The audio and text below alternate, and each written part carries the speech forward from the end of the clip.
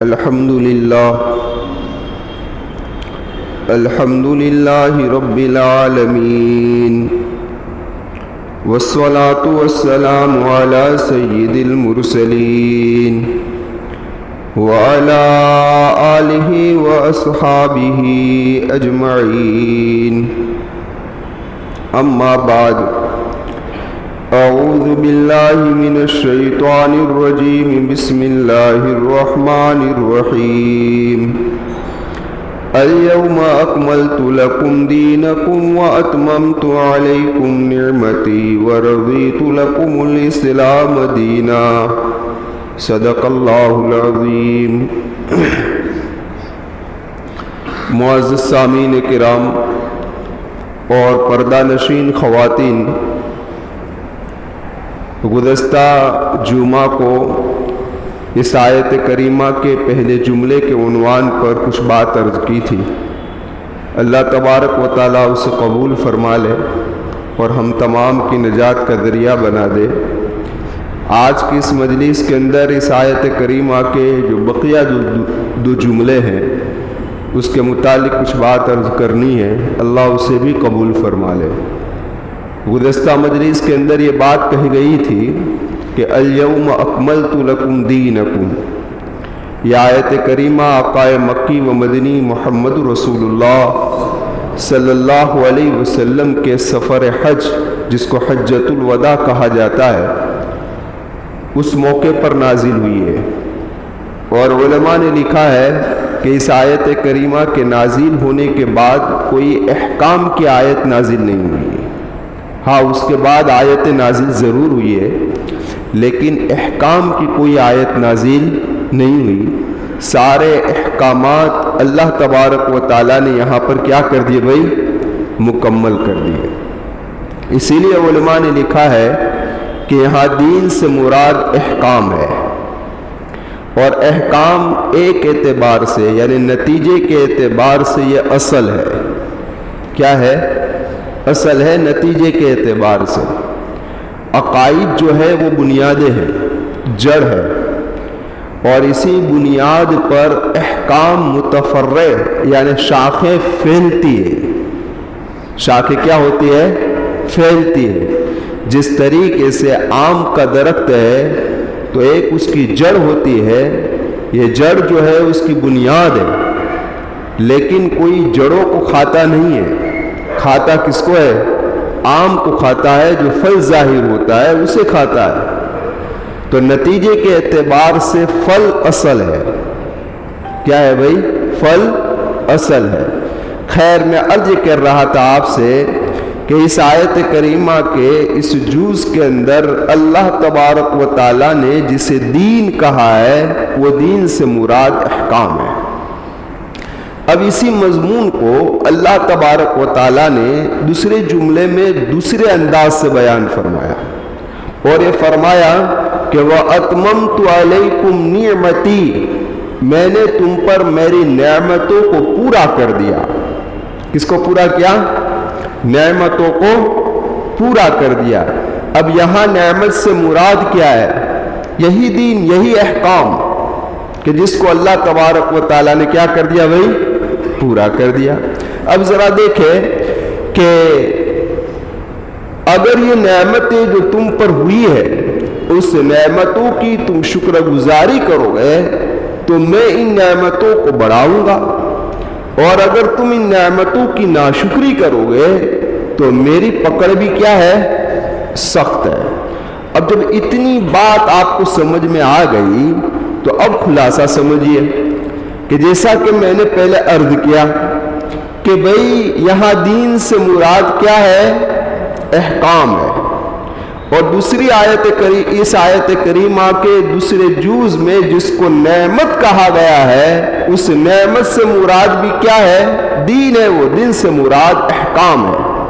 تو پتہ چلا کہ اگر کوئی آدمی اللہ تبارک و تعالیٰ کی جانب سے دیے ہوئے احکامات کی شکر گزاری کرے گا تو اللہ تبارک و تعالیٰ اس کو اس کے اندر بڑھائیں گے، اور جو آدمی اللہ تبارک و تعالیٰ کی جانب سے دیے ہوئے احکامات پر ناشکری کرے گا تو وہ اللہ کی پکڑ کے اندر کیا ہو جائے گا بھائی؟ آ جائے گا. اور اللہ کی پکڑ کیا ہے؟ بڑی سخت ہے، بڑی سخت ہے. اب ذرا آپ دیکھیں کہ اللہ کے احکامات پر ہمارا عمل کیا ہے، لیکن درمیان کے اندر میں آپ سے ایک دو بات اور عرض کر دوں، پھر اس پر ہم آگے بڑھیں گے. وہ بات یہ ہے کہ بہت ساری نعمتیں بندوں پر اللہ تبارک و تعالیٰ نے اس طرح دی ہے کہ اس میں انسان کو بعض کو کچھ زیادہ دے دی، بعض کو کچھ کم دے دیا. جیسا مال ہے، بعضوں کو زیادہ دیا، بعضوں کو کم دیا. اس طریقے سے علم اور عمل ہے کہ بعضوں کو زیادہ دیا، بعضوں کو کم دیا. اسی طریقے سے صلاح و تقویٰ ہے، بعضوں کو زیادہ، بعضوں کو کم. اسی طریقے سے آپ ذرا غور کریں کہ حسن و جمال ہے، بعضوں کو زیادہ دیا، بعضوں کو کم. اور کچھ نعمتیں ایسی ہیں جس کو اللہ تبارک و تعالیٰ نے کچھ بندوں کو دیا اور کچھ کو بالکل نہیں دیا. جس طریقے سے منصب ہے، عہدہ ہے، کہ جو بعض آدمی کو اللہ تبارک و تعالیٰ نے عطا کیا اور بعض آدمی کو بالکل عطا نہیں کیا. تو یہ اللہ تبارک و تعالیٰ کے فیصلے ہیں. کس کے فیصلے بھائی؟ اللہ کے فیصلے. اب ذرا آپ غور کیجئے اس بات کے اندر کہ بعض نعمتیں اللہ تبارک و تعالیٰ کی ایسی ہے کہ جس کے اندر انسان کا کوئی دخل نہیں ہے. دخل کا مطلب یہ ہے کہ اس میں انسان نے کوئی کوشش نہیں کی ہے. مثال کے طور پر ایک آدمی کو اللہ نے خوبصورت پیدا کیا تو اس میں اس نے کون سی کوشش کی ہے؟ کوئی کوشش نہیں کی ہے. کوشش اس کی کوئی کوشش نہیں، بس اللہ نے اپنی جانب سے اس کو کیا دے دیا بھائی؟ خوبصورتی عطا فرما دی. اسی طریقے سے اللہ تبارک و تعالیٰ نے بعض آدمی کو اچھی آواز دی تو یہ اللہ ہی کی دی ہوئی ہے. اس میں اس نے کوئی کوشش کی نہیں ہے، کوئی محنت کی نہیں ہے. اب دیکھیے اس طریقے سے بعض نعمتیں ایسی ہے اللہ تبارک و تعالیٰ کی کہ جس میں انسان یہ سمجھتا ہے کہ میرا وقت لگا ہے، میرا پسینہ بہا ہے، میری محنت خرچ ہوئی ہے کہ جس کی وجہ سے یہ نعمت مجھے عطا ہوئی ہے. لیکن حقیقت دیکھی جائے تو اس نعمت میں بھی اس کا کوئی دخل ہے، اس کی کوشش کوئی ہے نہیں. آپ دیکھیے انسان آج اس کے پاس دولت ہے اور مال ہے تو انسان یہ سمجھ رہا ہے کہ یہ دولت، یہ مال مجھے اپنی محنت کے نتیجے میں ملا ہے، مجھے اپنی کوشش کے نتیجے میں ملا ہے. لیکن یہ اس کا سمجھنا اس کی بے وقوفی ہے. کیا ہے؟ بے وقوفی ہے. اس بنا پر کہ بہت سارے کائنات کے اندر ایسے ہیں کہ جس کو اللہ تبارک و تعالیٰ ان کی محنتوں کے باوجود، ان کی کوششوں کے باوجود بھی اللہ وہ دولت اسے عطا نہیں فرماتا ہے. آپ صرف اپنے معاشرے میں نظر ڈال آئیے تو آپ کے سامنے بات آئے گی کہ کم محنت کرنے والے کو اللہ نے بہت زیادہ مال عطا فرمایا اور صبح سے لے کر شام تک کوشش کرنے والے مالی اعتبار سے اتنے آگے بڑھے نہیں ہیں. تو یہ اللہ کا نظام، یہ اللہ کا فضل ہے. اسی طریقے سے آپ ذرا دیکھیں کہ ایک آدمی ہے جو صلاح و تقویٰ کے اندر مضبوط ہے تو وہ یہ سمجھتا ہے کہ یہ میں نے جو دین بھر رات بھر اللہ کی ریاضتیں کی ہے، کوششیں کی ہے، محنتیں کی ہے، جس بنا پر یہ تقویٰ مجھے ملا ہے اور جس بنا پر میں اتنا نیک بن گیا ہوں اور میں اتنا پاورفل ہو گیا ہوں، تو یہ اس کی غلط فہمی ہے. کیا ہے اس کی؟ اسی طریقے سے اگر کوئی آدمی اپنے علم پر تکبر کر رہا ہے اور یہ سمجھ رہا ہے کہ جو میں بڑا علامہ مانا جا رہا ہوں یہ اس بنا پر کہ میں نے زمانہ طالب علم کے اندر بہت محنت کی ہے، اس محنت کے نتیجے کے اندر میں بہت بڑا عالم بن چکا ہوں اور یہاں آج میرا سکہ ہے، تو یہ اس کی غلط فہمی ہے. اس بنا پر کہ جس زمانہ طالب علمی کے اندر تو محنت کر رہا تھا تو اس وقت بہت سارے اور بھی محنتیں کر رہے تھے. لیکن اللہ نے انہیں وہ علمی مقام عطا نہیں فرمایا اور تجھے یہ علمی مقام عطا فرمایا ہے تو یہ اللہ کا فضل ہے. کس کا فضل ہے؟ اسی طریقے سے اگر کوئی انسان اپنے آپ کو گناہوں سے بچ کر زندگی گزار رہا ہے تو اس پر بھی اس کو فخر کرنا نہیں چاہیے. قرآن کریم میں صاف الفاظ میں ہے وَلَوْلَا فَضْلُ اللَّهِ عَلَيْكُمْ وَرَحْمَتُهُ، اگر تم پر وَلَوْلَا فَضْلُ اللَّهِ عَلَيْكُمْ وَرَحْمَتُهُ، اگر تم پر اللہ کا فضل اور اللہ کی رحمت نہ ہوتی، ما زکا منکم من احد ابدا، قرآن صاف لفظوں میں کہہ رہا ہے تم میں سے کوئی آدمی اپنے آپ کو پاکیزہ نہ ہو سکتا ہو کبھی بھی. ما زکا منکم من احد ابدا ولکن اللہ یزکی من یشاء، لیکن اللہ جسے چاہتا ہے اسے پاک کرتا ہے. اس لیے اگر کوئی آدمی اپنے آپ کو گناہوں سے پاک و صاف سمجھ کر وہ یہ سمجھے کہ میں بہت بڑا متقی ہوں تو یہ اس کی غلط فہمی ہے. تو یہ گناہوں سے بچانے والی ذات اللہ کی ہے. کس کی ہے؟ اللہ کی ہے. ہاں تو یہ قرآن نے صاف فرما دیا، صاف لفظوں میں تم اپنے آپ کو بڑے پاکیزہ سمجھتے ہو، کبھی بھی اپنے آپ کو بڑے پاکیزہ مت سمجھو کہ میں بڑا نیک ہوں، بڑا صالح ہوں، بڑا دیندار ہوں، کبھی بھی نہ سمجھو. قرآن نے صاف لفظوں میں اعلان کیا ہے جو کچھ بھی ہے یہ اللہ کا کونا.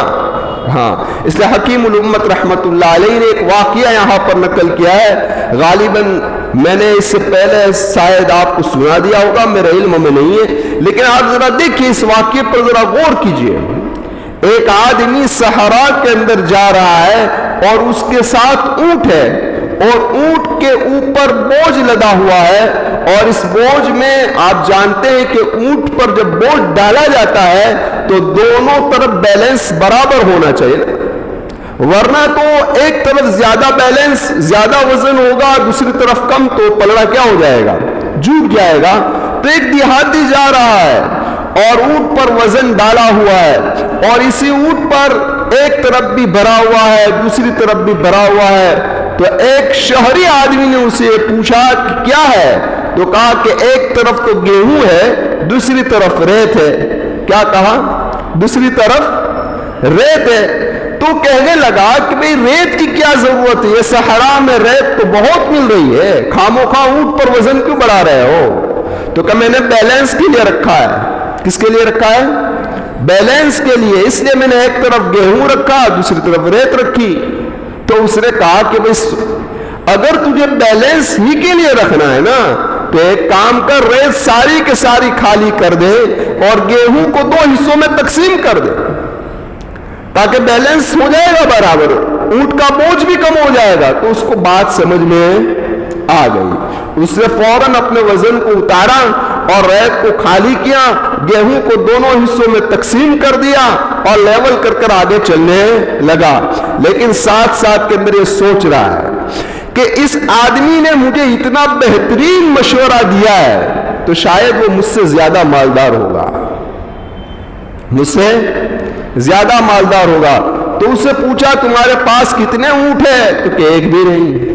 کتنی گائیں ہیں؟ تو کہ ایک بھی نہیں. کتنی بکریاں ہیں؟ تو کہ ایک بھی نہیں. تو کہ جب اتنا بڑا منحوس آدمی تو ہے کہ تیرے پاس کچھ نہیں ہے، پھر تیرے مشورے پر مجھے چلنے کی ضرورت ہے نہیں. اس نے پھر ریت کو بھرا اور ایک طرف گیہوں کیا اور ایک طرف ریت کر کے چلنے لگا. حکیم الامت رحمت اللہ علیہ اس واقعے کو لا کر اشارہ کرنا چاہتے ہیں کہ کسی آدمی کو صلاحیت کی وجہ سے اللہ دولت نہیں دیتا. آدمی کو آج فخر ہے کہ میرے میں صلاحیت ہے، میرے میں سیلسمین سیپ ہے، میرے کے اندر اتنا ہنر ہے کہ جس کی وجہ سے میں کما سکتا ہوں.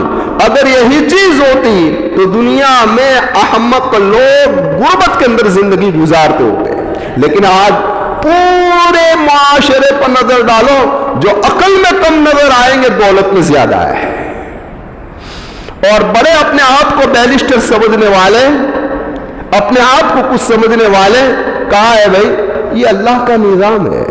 ذالک فضل اللہ یؤتیہ من یشاء، یہ اللہ کا فضل ہے، جسے چاہتا ہے اللہ تبارک و تعالیٰ عطا فرماتا ہے۔ لیکن اب ذرا دیکھیں، نعمتوں کی وجہ سے آدمی کی دو قسمیں ہیں۔ کتنی قسمیں ہیں؟ ہاں، دو قسمیں۔ ایک وہ قسم کے لوگ ہیں کہ جن کو اللہ تبارک و تعالیٰ نے نعمت عطا فرمائی ہے، تھوڑی دیر کے لیے سمجھو علم عطا فرمایا، یا سمجھیے کہ تقوی والی زندگی عطا فرمائی، یا سمجھیے کہ دولت عطا فرمائی، تو وہ ان لوگوں کو، کن کو؟ ان لوگوں کو جن کو اللہ نے نعمتیں نہیں دی ہے، اس کو حقیر سمجھتے ہیں۔ کیا سمجھتے ہیں؟ حقیر سمجھتے ہیں۔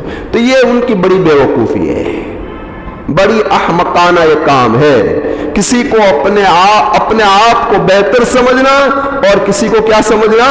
حقیر سمجھنا۔ اس طریقے سے جس آدمی کو اللہ نے نعمتیں نہیں دی ہے، تو وہ جن کو نعمتیں دی ہے اس کے بارے میں حسد کرتا ہے کہ اس کو جو ہے وہ اللہ اس سے کیا کر لے گا بھائی؟ چھین لے۔ اس کو اللہ نے صلاحیت دی علم کی، اللہ اس کو چھین لے۔ اس لیے حکیم الامت رحمت اللہ علیہ فرماتے، کبرا کو پہچانتے ہو؟ کبرا وہ ہوتا ہے کہ جس کے پیٹھ کے اوپر گاٹھ نکلی ہوئی ہوتی، اس طرح جھکتا ہوا چلتا ہے، اس کو کبرا کہا جاتا ہے۔ کسی کبرے نے پوچھا کہ تیری کیا خواہش ہے، تیری کیا تمنا ہے، تیری کیا امید ہے؟ تو کہ میں یہ چاہتا ہوں کہ سب کبڑے بن جائے۔ سمجھ آئے گا؟ یعنی جس تکلیف کے اندر میں مبتلا ہوں، اس تکلیف کے اندر سارے لوگ آ جائے۔ یہ بھی تو کہہ سکتا تھا کہ اللہ مجھے صحت عطا فرما دے۔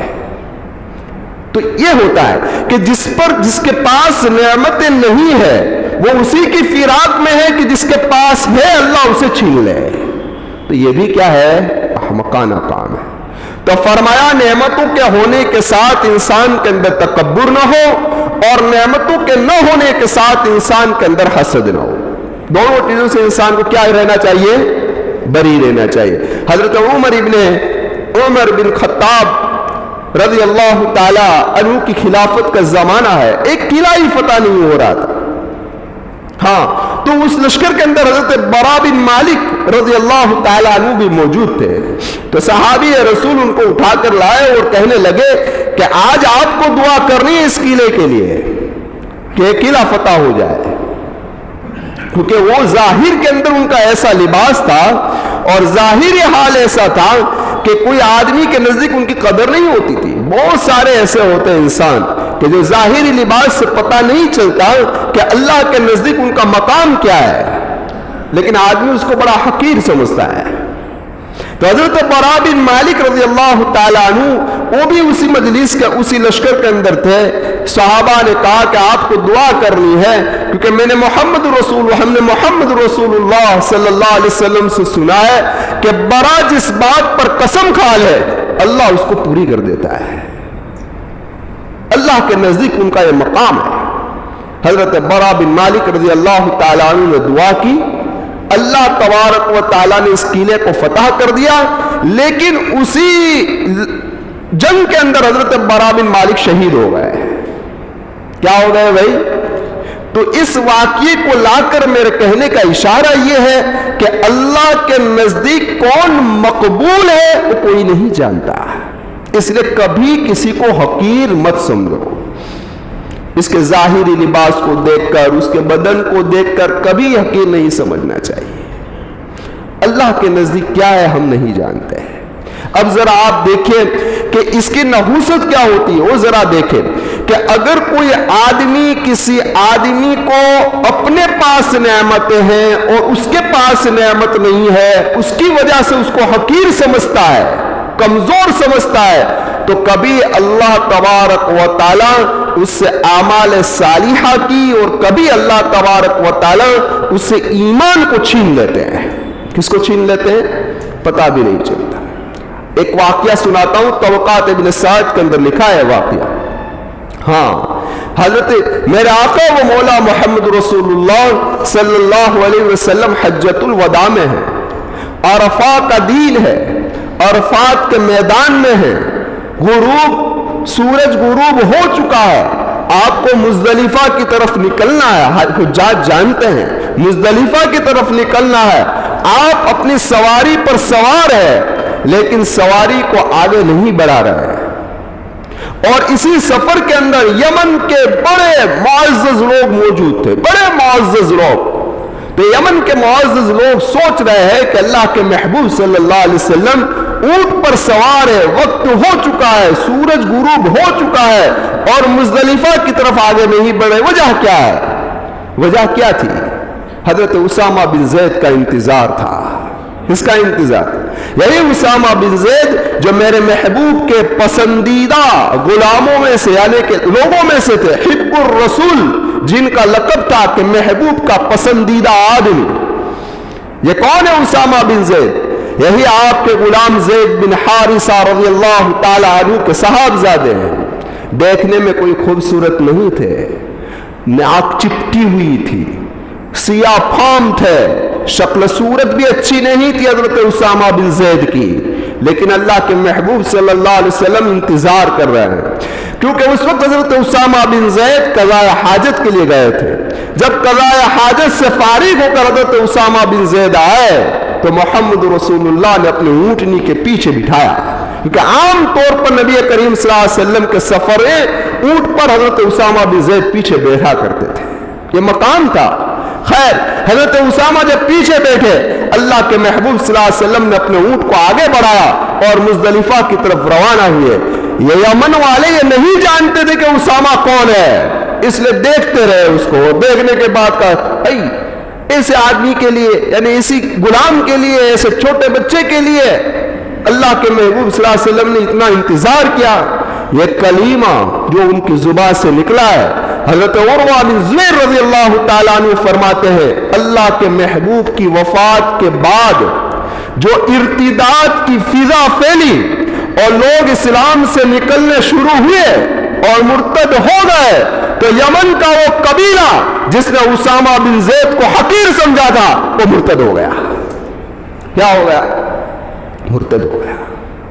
تو یہ ہے، زبان سے کسی کلمات کو نکالنے سے پہلے سوچنا چاہیے کہ میں کیا کہہ رہا ہوں. کسی کا دل تو نہیں دکھ رہا ہے، لیکن آج آدمی کسی چھوٹے بچے کو حقارت سے دیکھ رہا ہے. کوئی غریب کا لڑکا ہے تو اس کی مذاق کر رہا ہے، اس کی مستی کر رہا ہے. تمہیں کیا پتا کہ تمہاری اس مستی سے، تمہاری اس مذاق سے اس کا دل دکھ رہا ہے، اور اس کے دل سے اگر کوئی آہ نکل گئی تو کبھی کہیں تمہاری کشتی ڈوب نہ جائے. اس لیے مذاق، مستی، کسی کو حقیر سمجھنا، کسی کو اپنے آپ سے کمتر سمجھنا، اسے کیا کرنا چاہیے بھائی؟ احتیاط کرنا چاہیے. خیر، بات ہماری اس طرف چلی، میں آیت کریمہ پر آ رہا ہوں. تو اللہ تبارک و تعالیٰ نے اس آیت کریمہ کے دوسرے جملے میں بھی یہی کہا، الَّيَوْمَ أَكْمَلْتُ لَكُمْ دِينَكُمْ وَأَتْمَمْتُ عَلَيْكُمْ نِعْمَتِي. میں نے تم پر میری نعمتوں کو پورا کر دیا. اور یہاں نعمت سے مراد دین ہے اور دین سے مراد احکامات ہے. کہنے کا مقصد یہ کہ سارے احکامات یہ میری نعمتیں ہیں. اس نعمتوں کی تم شکر گزاری کرو گے تو میں تمہیں بڑھاؤں گا، اور اگر اس نعمتوں کی شکر گزاری نہیں کرو گے تو میری پکڑ کیا ہے بھائی؟ سخت. اب آئیے تیسرے جملے میں. تیسرے جملے میں اللہ تبارک و تعالیٰ کیا کہہ رہے ہیں؟ وَرَضِيتُ لَكُمُ الْإِسْلَامَ دِينًا. میں نے پسند کر لیا تمہارے لیے دین اسلام کو. کس کو پسند کر لیا؟ تینوں جملے کا مقصد، مفہوم، مطلب ایک ہی ہے، صرف انداز اللہ نے بدلے ہیں. اب ذرا دیکھیں، ایک ہے اسلام، 5 منٹ زیادہ ہو گیا. ایک ہے اسلام اور ایک ہے ایمان. دونوں میں فرق کیا ہے؟ اسلام کسے کہتے ہیں؟ ایمان کسے کہتے ہیں؟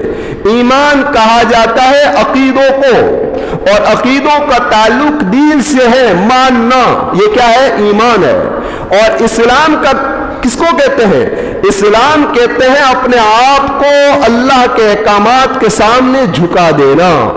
جس طریقے سے ایک کھیتی کرنے والا، ایک ہل چلانے والا جب بیل کو لاتا ہے نا تو پہلے ایک بیل کو لا کر داہنی طرف کھڑا کر دیتا ہے، پھر دوسرے بیل کو لا کر بائیں طرف کھڑا کر دیتا ہے، پھر اس لکڑی کو اٹھاتا ہے. تو جو سمجھدار قسم کے بیل ہوتے ہیں نا، وہ گردن خود بخود کیا کر دیتے ہیں؟ جھکا دیتے ہیں. تو یہ اس پر لکڑی ڈال کر اس کو کیا کر دیتا ہے؟ بند کر دیتا ہے، اور وہ کھیتی کا کام، اپنا کام پورا کر لیتا ہے. تو یہ ہے اسلام کہ سارے احکامات کے سامنے انسان اپنی گردن کو جھکا دے. کیا کر دے بھائی؟ یہ ہے اسلام. اسی لیے قرآن کریم اور اردو کے اندر اس کا جو ترجمہ ہے نا، اردو کے اندر مجازی اعتبار سے ذمہ داری کو اپنے آپ پر اٹھا لینا، اسی لیے قرآن نے کہا اِنَّا عَرَضْنَا الْأَمَانَةَ عَلَى السَّمَاوَاتِ وَالْأَرْضِ وَالْجِبَالِ، ہم نے اپنی امانت کو آسمان، زمین، پہاڑوں پر پیش کیا، لیکن سب نے انکار کیا۔ قبول کس نے کیا؟ انسان نے۔ تو انسان نے ذمہ داری کو لے لیا ہے، تو اب ذمہ داری کو نبھانا پڑے گا۔ کہ کیا کرنا پڑے گا بھائی؟ ذمہ داری کو نبھانا پڑے گا، تب یہ کام چلے گا۔ اب ذرا آگے بڑھیے، اسی لیے ہم نے یہ کہا نا لا الہ الا اللہ محمد رسول اللہ، تو لا الہ میں دو باتوں کا اقرار کیا ہے۔ ایک تو یہ اقرار کیا ہے کہ اللہ ہی معبود ہے، اور دوسرا یہ اقرار کیا ہے کہ اللہ کے سوا کوئی معبود نہیں ہے۔ یہ دونوں باتوں کو ہم نے تسلیم کر لیا ہے، سمجھے؟ اللہ ہی معبود ہے اور اللہ کے سوا کوئی معبود نہیں۔ جب ہم نے اللہ کو معبود مان لیا ہے تو ہم عابد ہو گئے، اور جب ہم عابد ہو گئے تو بندگی ہم پر کیا ہو گئی؟ کہو نا، عظیم ہو گئی۔